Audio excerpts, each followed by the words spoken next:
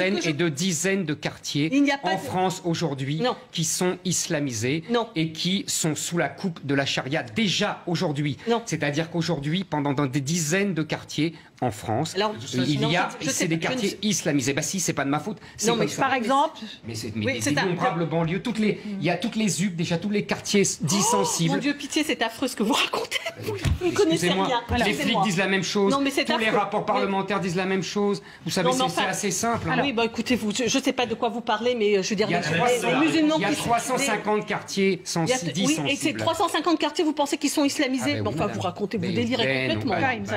Malheureusement, non.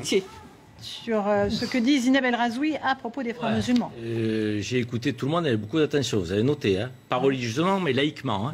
Donc, je n'ai coupé personne. Je suis sûr qu'au bout de 20 secondes, je vais être coupé de toutes parts. C'est ça qui est un peu compliqué dans ce genre de débat.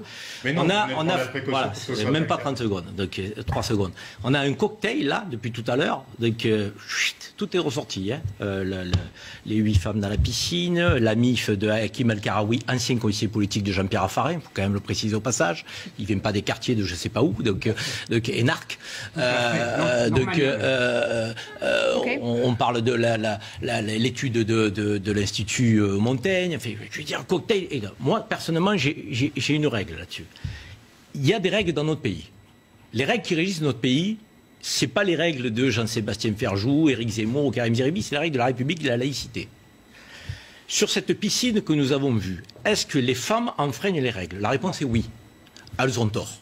Est-ce que cette association est dans son droit de militer comme elle le fait? Et en plus, je suis très gêné, c'est un garçon qui prend la parole pour parler des filles. Elles sont assez grandes pour s'exprimer elles-mêmes. Donc ça, c'est grave.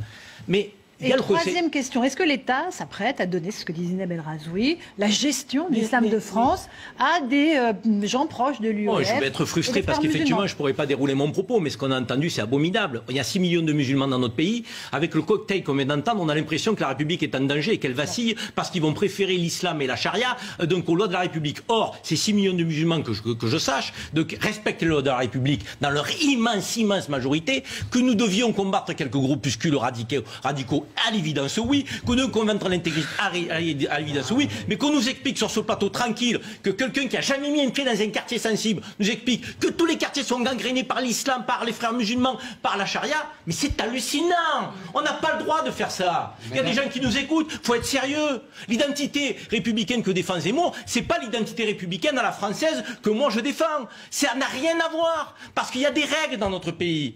Et porter un foulard, ça n'est pas interdit par la laïcité, c'est interdit dans les services publics, c'est interdit dans certaines conditions, mais ça n'est pas globalement interdit. Se baigner avec un burkini, le Conseil d'État a cassé des arrêtés municipaux. C'est pas moi le Conseil d'État, c'est une instance qui est bien supérieure à Zemmour pour parler de République. Elle a dit non, vous n'avez pas le droit. C'est un espace ouvert qui est public, elles ont le droit si elles veulent le faire. Et ça n'est pas un acte politique, c'est la liberté de la femme. Le féminisme, c'est aussi respecter la liberté de la femme. Quand elle veut montrer son décolleté, elle doit pouvoir le faire. Quand elle veut porter un foulard, elle doit pouvoir le faire. Porter la burqa est interdit dans notre pays. Donc il faut respecter la loi. Mais porter un foulard, ça ne l'est pas. Que ça plaise ou non. Là, on a un combat politique. Mais quelque part, ceux qui donnent de l'eau au moulin des gens qui sont en face de moi, c'est les radicaux. Ils existent parce qu'il y a une poignée de radicaux. Et ils veulent nous faire croire, pour exister encore plus, que ces radicaux sont majoritaires. Ils ne le sont pas. Arrêtez de faire peur et d'être dans l'hystérie. Est-ce qu'il y a un projet politique mené aujourd'hui par les frères musulmans dans notre pays, oui ou non? Mais à n'en pas douter, il y a des gens qui ont un projet politique. La question, c'est de savoir, est-ce que ces gens sont majoritaires dans la communauté musulmane ou est-ce qu'ils sont ultra-minoritaires? Moi, je la connais, la communauté musulmane. Je vis dans les quartiers nord de Marseille.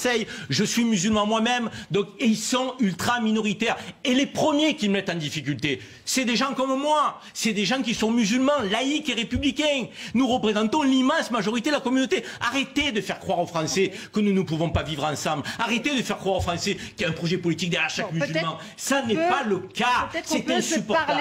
C'est insupportable. Plus serein ces propagandes-là sont insupportables. Peut-être qu'on peut se parler sur un ton plus serein de toutes ces questions-là. Mais à condition qu'on ne dise pas n'importe quoi.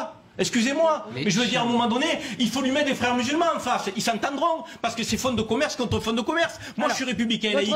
J'aimerais bien que l'identité française qu'il défend ne soit pas une identité française étriquée, que ce soit une identité républicaine et laïque. La République et la laïcité nous permettent de vivre tous, quelle que soit notre liberté de conscience, si nous en respectons les règles.